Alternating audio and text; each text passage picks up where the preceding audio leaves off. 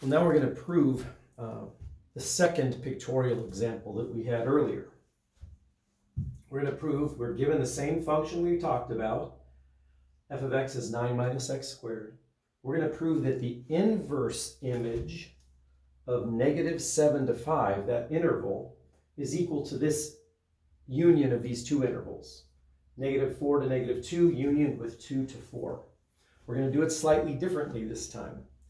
We're not going to show this is a subset of this and this is a subset of this.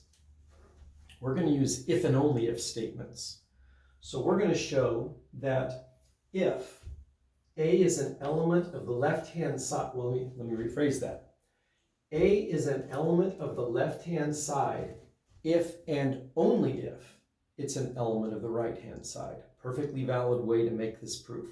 That would show that they are equivalent, this set and this set. If it's in this one, if and only if it's in this one. It's in this one, if and only if it's in this one. So, we're starting off with this. Let A be an element of this set.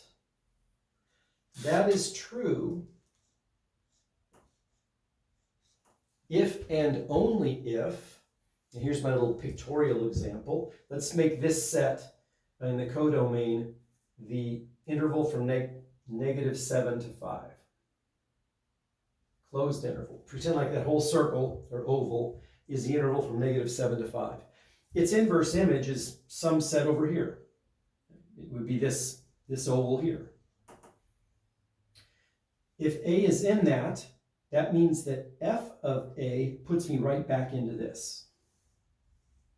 So if this is true, that means that f of A is an element of negative 7 to 5. If and only if. If f of A is in this set, that means there's a number in between here, somewhere in this interval, whose inverse image takes you right back to A. Okay, don't need this picture anymore. All right, well, what does that mean? What's f of A? F of A. F of A is 9 minus A squared.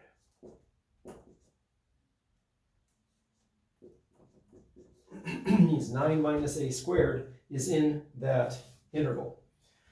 What does that mean? It means that 9 minus A squared, to be in that interval, it means you are between, inclusively speaking, you're greater than or equal to negative 7 and you're less than or equal to 5. I just need to do some algebra. It shows that this means that A would be in one of those two intervals. So I'm going to work on getting A by itself. I'm going to subtract 9 from all three sections.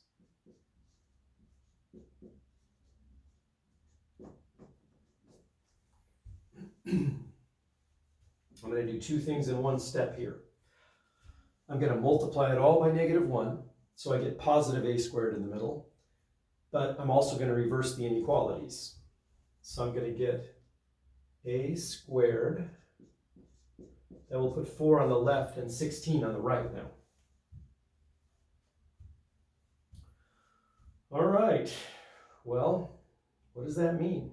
That means that you've got two cases if that's true. This is true if and only if. If we take the square root, let's assume A is positive. That means that A would be between the square root of 4 and the square root of 16, which is between 2 and 4. But A could also be negative, which would mean its square between 4 and 16 means that it would be between negative 4 and negative 2. So this simply means that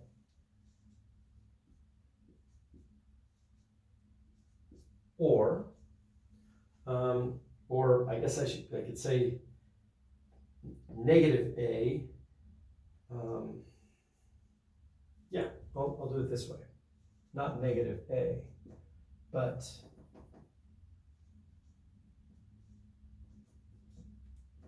oops, did it backwards. Negative 4 to negative 2. the absolute value of A has to be between 2 and 4 inclusive in order for this to be true. So it works with positive 2 to 4, and it works with negative 2 to 4. So that's exactly what we have. That means that A is an element of the interval